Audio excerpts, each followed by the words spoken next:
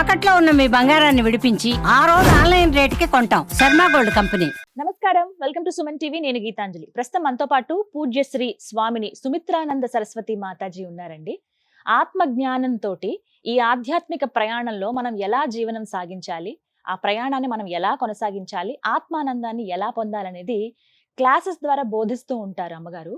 ఇంకొకటి ఏంటంటే, కాకినాడ కొప్పవరం గ్రామంలో ప్రణవ ఆశ్రమాన్ని స్థాపించారు. ఆశ్రమంలో ఎంతో మంది అండి, అంటే ఒక రకంగా చెప్పాలి, ఏజ్ తో సంబంధం లేకుండా వచ్చి అమ్మగారిని కలవటం కావచ్చు, వారికి క్లాసెస్ ద్వారా స్పిరిచువల్ క్లాసెస్ కావచ్చు, అలాగే మెడిటేషన్ క్లాసెస్ చెబుతూ ఉంటారు. వాళ్ళలో చాలా పరివర్తన అనేది తీసుకొచ్చారని చెప్తారు. అయితే వారిని ప్రత్యేకంగా ఆహ్వానించాము. ప్రస్తుతం సుమన్ టీవీ స్టూడియోలో ఉన్నారు మాతాజీ. వారితో మాట్లాడి ఎన్నో అమూల్యమైన విషయాలు తెలుసుకుందాం. అమ్మగారు నమస్కారం అండి. నమస్తే. ఇప్పుడు చాలా మంది ఇది ఒక డిబేటబుల్ క్వశ్చన్ అయిపోయింది. చాలా మందిలో ఆడవారికి నెలసరి సమయంలో ప్రత్యేకంగా వారి భావాలు ఎలా ఉంటాయి, వారు రకరకాలుగా బిహేవ్ చేస్తారని అంటారు. ఇదంతా ఒక ఎత్తు అయితే, ఆ సమయంలో అసలు పూజలు చేయొచ్చా, చేయకూడదని ఎప్పుడు మన పెద్దవాళ్ళు చెబుతూ ఉంటారు. ఎందుకు అలా దూరం పెట్టారు అసలు? అంటే కొంచెం ముందుకు వెళితే, ముందు కొన్ని సంవత్సరాల క్రితం వరకు కూడా వాళ్ళకి నెలసరి వచ్చిందని అంటే ఇంక ఇంట్లో మనుషులతో ఎటువంటి సంబంధం ఉండదు అన్నట్టుగా ఒక మూలకి కూర్చోబెట్టడం కానీ, ఆ 6 రోజులు ముగిసిన తర్వాతే మళ్ళీ నార్మల్ లైఫ్ లోకి వాళ్ళు రావాలని కానీ, ఇలా కొన్ని లిమిటేషన్స్, రూల్స్ పెట్టేశారు. ఎందుకు అలా పెట్టారు? వీటికి కారణాలు ఏవైనా ఉన్నాయా? ఉన్నాయండి, వీటి గురించి చాలా మాట్లాడదాం. అవును. ఎందుకనంటే, మీకు ముందే చెప్పాను, ఋషులు మునులు అంతా రీసెర్చ్ చేశారని. అలాగే మన పెద్దలు కూడా ఏం చేశారు, వాళ్ళు చదువుకోలేదు కానీ విలువలకు ఇంపార్టెన్స్ ఇచ్చారు. ఎవరైతే జీవన విధానము మునులు ఋషులు అందరూ ఏమైతే చెప్పారో, గురువులు ఏమైతే చెప్పారో దానికి ఇంపార్టెన్స్ ఇచ్చారు. ఎందుకనంటే అదంతా వాళ్ళు చాలా సైంటిఫికల్గానే పెట్టారు. ఎందుకనంటే మనకే తెలుస్తుంది, స్త్రీకి ఆ 3 రోజుల ముందు, కొంతమందికి 4 రోజుల ముందు మూడ్ స్వింగ్స్ ఉంటవి. ఆ 3 రోజులు చాలా వీక్నెస్ ఉంటుంది. కొంతమందికి ఓవర్ బ్లీడింగ్ అవుతుంది, కొంతమందికి అవ్వకపోయినా మూడ్ స్వింగ్స్, కోపము, చిరాకు, విసుగు ఎక్కువ అవుతుంది, ఎవరినైనా కొట్టేయాలనిపిస్తుంది, ఇలాంటి చిరాకులు ఉంటవి. అందుకని వాళ్ళు మూలన పెట్టలేదు. ప్రకృతిలో అంటే లోపల గదుల్లోకి రానివ్వకుండా ప్రకృతిలో ఉన్నప్పుడు ప్రకృతి నుంచి వచ్చే ఆక్సిజన్ ఆ మూడ్ స్వింగ్స్ ని బ్యాలెన్స్ చేస్తుంది. అందుకోసం పెట్టారు. భూమి మీద పడుకోమనేవారు, చాప ఇచ్చి భూమి మీద పడుకోమనేవారు. భూమి నుంచి ఎన్నో రకాల తరంగాలు వస్తవి. ఆ తరంగాలు ఏం చేస్తే భూమాత అన్నారు. భూమాత అన్నింటినీ రిసీవ్ చేసుకుని తన నుంచి ఒక పాజిటివ్ ఇస్తుంది. అది మనకు అందితే ఆ మూడ్ స్వింగ్స్ బ్యాలెన్స్ అవుతాయని చెప్పి వాళ్ళు అలా ఏర్పాటు చేశారు. అవి ఇవి తినకూడదు అని ఎందుకు చెప్పారు అని అంటే, ఆహార నియమం కూడా సాత్విక ఆహారం ఇచ్చేవారు. ఇలా ఉప్పులు కారాలు ఇచ్చేవారు కాదు. ఐరన్ కి సంబంధించిన బెల్లము, గానుగు నూనె వీటితోటి ఎక్కువగా చేసి పెసరపప్పు చలవ చేయటానికి అనేక రకాలుగా ఇవన్నీ చేసేవారు. చేసి ఆహారం అలా పెట్టేవారు. ఎక్కువగా తీపి పదార్థాలు ఐరన్తో ఎందుకు పెట్టేవారంటే వాళ్ళు ఇదే కారణం, ఇదే అలా ఆహారం ఇచ్చేవారు. మనకి మెచ్యూర్ అయినప్పుడు కూడా అవే ఇస్తారు. స్ట్రాంగ్ కోసము చాలా స్ట్రాంగ్ కోసం ఇస్తారు. ఎందుకు ఇస్తారు? అప్పుడు నేర్పించింది జీవితాంతం నువ్వు అలా తిను అని నేర్పిస్తారు. జీవితాంతం ఇలా తిను, ఈ టైంలో ఇది తిను. రాగి పిండితోటి పిడిపు అని చెప్పి చేసి దాంట్లో నెయ్యి కానీ గానుగు నూనె కానీ బెల్లం కానీ వేసి ఎందుకు పెడతారు అని అంటే, నువ్వు ప్రతిసారి నెలసరి వచ్చినప్పుడు ఇది తింటే కనుక నీకు హార్మోన్లు ఇన్బ్యాలెన్స్ లేకుండా, చదువుకోకుండా వాళ్ళు ఏర్పాటు చేశారండి. అంతటి జ్ఞానం అప్పట్లో ఎలా వచ్చేది? చాలా, నేను న్యూట్రిషన్ చదువుకున్నాక చాలా రీసెర్చ్ చేశాను. పూర్వీకులకి ఎలా తెలిసింది? ఇప్పుడంటే న్యూట్రిషన్ కోర్సులు ఉన్నాయి, అప్పుడు లేదు కదా. అప్పుడు లేనప్పుడు వాళ్ళు ఎలా చేశారనంటే, వాళ్ళు ప్రతిదీ ఆహారం మీద ప్రయోగం చేసి, శరీరం మీద ప్రయోగం చేసి చూసుకున్నారు. వాళ్ళు చూసుకుని జీవన విధానం అలా ఉంచుకున్నారు వాళ్ళు. మనం ఇప్పుడు ఆ టైంలో బిర్యానీ తింటారు, ఆ టైంలో ఆవకాయ అన్నం తింటారు, క్రేవింగ్స్ అంటున్నారు, తింటారు. అక్కడి నుంచి గొడవలు పెట్టుకుంటారు, ఘర్షణ పెట్టుకుంటారు. ముట్టుకోకూడదు అన్నది అందుకోసం కాదండి. ఎందుకనంటే ఆ మూడ్ స్వింగ్స్ వల్ల నెగటివ్ థాట్స్ ఎక్కువగా వస్తాయి కాబట్టి, ఆ నెగటివ్ థాట్స్ మిగతా వాళ్ళకి ఇస్తారు కాబట్టి అన్నారు. నేను చాలా ప్రయోగాలు నేను కూడా చేశాను. పచ్చళ్ళు కానీ పప్పులు కానీ ఏవైనా ఆ టైంలో మీరు ముట్టుకుంటే వెంటనే పుచ్చిపోతాయి, బూజు పట్టేస్తాయి. మన నుంచి వచ్చిన బ్యాక్టీరియా, అంత బ్యాక్టీరియా ఉంటుంది. అందుకోసం చెప్పారు. ఇప్పుడు నెలసరి అంటే ఒక సృష్టి ధర్మం కదండి అది. దాంట్లో అనేక రకాల క్లీనింగ్లు మనం బయటికి వెళ్తుంది, మొత్తం లోపల శుద్ధి చేసుకుని Cleanse రక్తం అవుతుంది. క్లెంజ్ అయ్యి బయటికి వెళ్ళేది కదా. అంటే ఎన్నో రకాల బ్యాక్టీరియాలు బయటికి పోతున్నాయి. ఆ టైంలో మనం వెళ్ళే నిలవున్నవి అన్ని ముట్టుకుంటే కనుక బూజు వస్తాయి తొందరగా. ఇవన్నీ మనకు తెలుసున్న విషయాలు. అవును, కానీ అంటారా పాటించరు. ఈ రోజుల్లో కూడా ఇవన్నీ ఏంటి, ఈ రోజు ఆ రోజు అని చెప్పి ఈ- లేకుండా ఆ, మీరు దాన్ని పాటించకపోతే పాటించకపోయారు, అదొక మూఢత్వం అని మీరు తీసేసినప్పుడు ఈరోజు లేడీస్ ఎంత కష్టపడుతున్నారండి. ఉమ్, ఆ టైంలో ఎవరు పట్టించుకుంటున్నారు? Correct. ఆ టైంలో మనం పని చేయాల్సి వస్తుంది. ఉమ్, జాబ్ చేసే లేడీస్ అయితే ఆ టైంలో జాబ్కి వెళ్ళాల్సి వస్తుంది. ఎంత కష్టమో తెలుస్తుంది, ఉమ్, ఎంత ప్రాబ్లం ఫేస్ చేస్తున్నారు. నిజమే. అప్పుడే బెటర్, కనీసం పక్కన కూర్చుంటే ఇంట్లో వాళ్ళందరూ వండి ప్రేమగా పెట్టేవారు, రెస్ట్ ఉండేది. టైంకి అన్ని వచ్చేది అప్పుడు. పోని చేదస్తంతోటైనా ఆ. పెట్టేవారు, అవును. రెస్ట్ ఉండేది. ఇప్పుడు ఈమె పొద్దునే లేచి అన్ని పనులు మరి చేసుకుని ఎంత మహా అయితే rest? పూజ అదొకటి ఉండదేమో కానీ రెస్ట్ పోయింది అన్ని- కదండి, కరెక్ట్ టోటల్ రెస్ట్ పోయిందా లేదా? పోయింది. మరి మూఢత్వం పేరుతో నువ్వు రెస్ట్ లేకుండా చేసుకున్నావు, శుభ్రంగా అదే బెటర్ కదా. అంటే అంటారు ఇది పెట్టిందే దేవుడు దీనికోసం అని చెప్పి మళ్ళీ ఇవి అవి ముట్టుకోవద్దు ఇవి ముట్టుకోవద్దు ఇలా ఉండు అలా ఉండు అని అనడం ఏంటి అని అడిగే వాళ్ళు ఉంటారు మూర్ఖంగా మాట్లాడి. ఎందుకు? నిజమే కదమ్మా, మీరు వినరా? ఇలా అవును, అంటారు విన్నాను కదా. విన్నాను ఆ. విన్నాను. పెట్టిందే పెట్టింది- దేవుడు పెట్టాడు, మీరు మళ్ళీ దానికి ఇంత ఇదేంటి. దేవుడు పెట్టిందే చక్కగా మనకి మనుషులు రెస్ట్ కోసం ఏర్పాటు చేశారు. అంటే స్త్రీ అంటే అంత గౌరవం ఉండేది. కానీ ఈ రోజుల్లో మళ్ళీ కొన్ని కొన్ని ఆఫీసులు నేను చూస్తాను, కొన్ని మేనేజ్మెంట్లు మ్మ్. ఎప్పుడైతే ఈ పీరియడ్స్ వస్తాయో ఆ 3 రోజులు సెలవిస్తున్నారు వాళ్ళకి. చాలా సంతోషం, దండం పెట్టచ్చు వాళ్ళకి. నిజంగా అనిపించింది నిజంగా నాకు. దండం కొన్ని పెట్టచ్చు. కంపెనీస్ నేను అలా విన్నాను. అవును, ఆ 3 days వాళ్ళకి లీవ్ ఇస్తారు, ఇస్తారు, లాస్ ఆఫ్ పే ఏమి ఉండదు. మ్మ్. మళ్ళీ రెస్ట్ తీసుకోవచ్చు. rest చాలా తీసుకోవాలి రెస్ట్ అవసరం అండి. మ్మ్. ఆ టైంలో చాలా రెస్ట్ అవసరము. రెస్ట్ లేకపోతే హార్మోన్ ఇన్బ్యాలెన్స్ వస్తుంది. మ్మ్. ఇప్పుడు మాట్లాడదాం మ్మ్. పూజల గురించి. మ్మ్. ఇన్ని రోజులు అంటే పూజ చేయకూడదు, ఇలా ఉండకూడదు, అలా ఉండకూడదు, పీరియడ్స్ ఉన్నప్పుడు అనే మాట్లాడాం. అసలు ఎలా ఉండాలి పీరియడ్స్ వచ్చినప్పుడు అనేది చెప్పండి మీరు. ఎలా ఉండాలన్నప్పుడు ఎక్కువగా రెస్ట్ ఉండాలమ్మా. First. ఫస్ట్ ఆహార నియమం కావాలి. మ్మ్. మూడ్ స్వింగ్స్ రాకుండా సాత్విక ఆహారం తీసుకోవాలి. ఉప్పు కారం మసాలాలు తగ్గించేసేయాలి పూర్తిగా. ఖచ్చితంగా ఉండాల్సింది ఆహారంలో అప్పుడు. ఖచ్చితంగా ఉండాల్సింది ఐరన్ సంబంధించిన ఫుడ్. మ్మ్. ఐరన్, కాల్షియం ఈ రెండు ఉంటే కనుక హార్మోన్ ఇన్బ్యాలెన్స్ రాకుండా ఉంటుంది. ఓకే. కాల్షియం సంబంధించింది, ఐరన్ సంబంధించింది తీసుకోవాల్సి ఉంటుంది.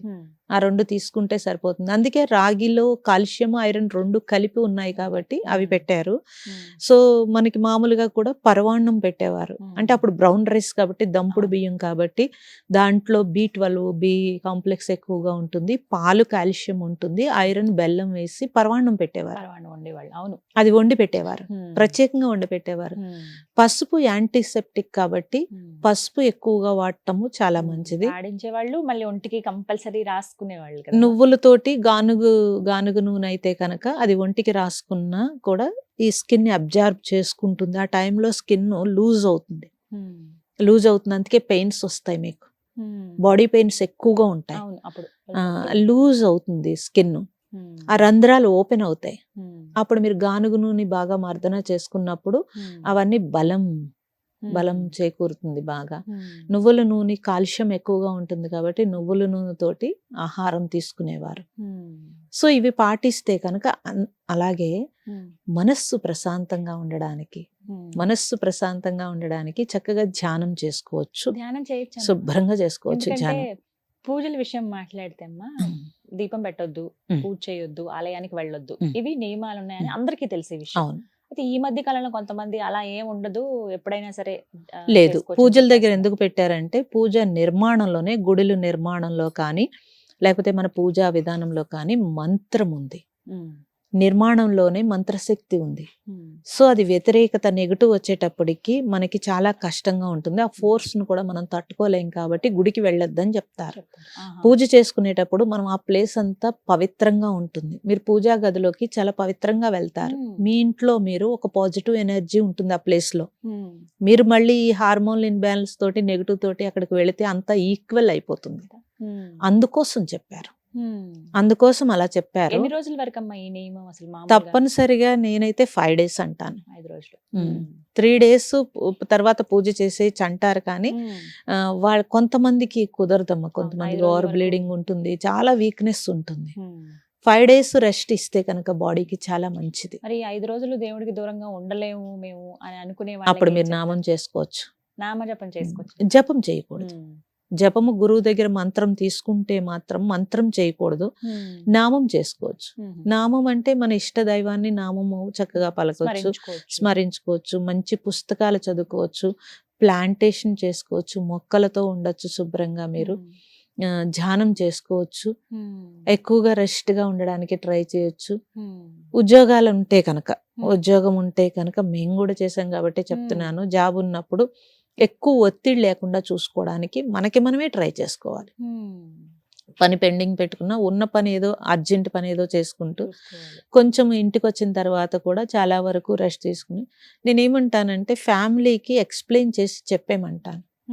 ఈ టైంలో ఇలా ఉంటుంది, నేను అనవసరంగా అరుస్తాను, కరుస్తాను, గొడవ అవుతుంది కాబట్టి ముందుగానే ఇలా ఉండండి అని పిల్లలతో సహా ఎక్స్ప్లెయిన్ చేయమని చెప్తాను. వాళ్ళు కూడా కేర్ తీసుకుంటారు. అప్పుడు వాళ్ళకి తెలుస్తుంది. ఇప్పుడు నువ్వు ఒక మగబిడ్డ కానీ ఆడబిడ్డను కానీ తల్లి పెంచేటప్పుడు చెప్పినప్పుడు రేపొద్దుట వాళ్ళ లైఫ్ పార్ట్నర్ వచ్చినప్పుడు చిన్నప్పటి నుంచి ఓ మా అమ్మకి ఇలా ఉంది అనేది వాళ్ళకి తెలుస్తుంది.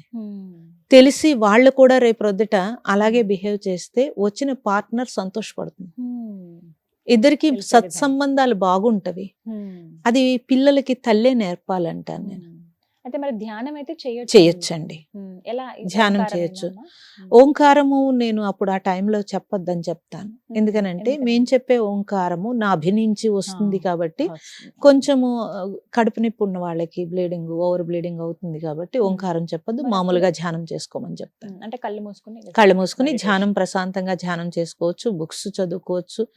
అసలు ఎంత అదృష్టం అంటే మనతో మనం ఉండడానికి టైం ఉంటుంది, కొంచెం ఉట్టప్పుడు టైం ఉండదు.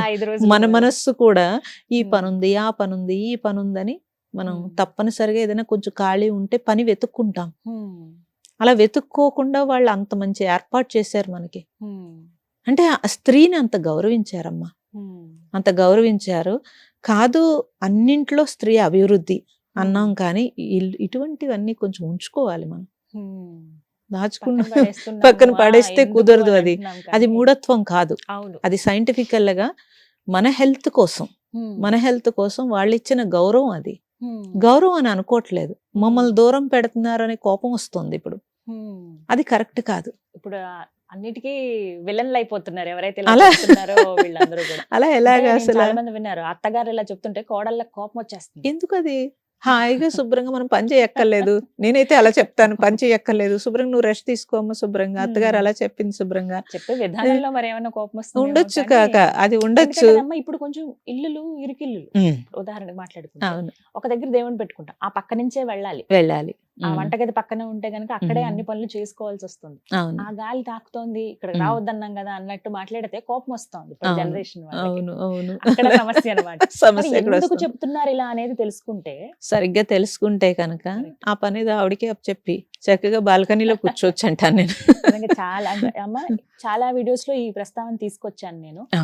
ఒకరిద్దరు చెప్పారు, అలా మీరు చెప్పింది మాత్రం నాకు చాలా నచ్చింది. ఈ విధానం అయితే తెలుసుకోవాలి, చాలా తెలుసుకోవాలి, అమ్మాయిలు తెలుసుకోవాలి. వీళ్ళు తెలుసుకుంటే నెక్స్ట్ జనరేషన్ కి అందిస్తారు, పిల్లలకి చెప్తారు ఇదమ్మా పరిస్థితి. ఎందుకంటే కాళ్ళు లాగుతూ ఉంటాయి, నీరసం వస్తూ ఉంటుంది.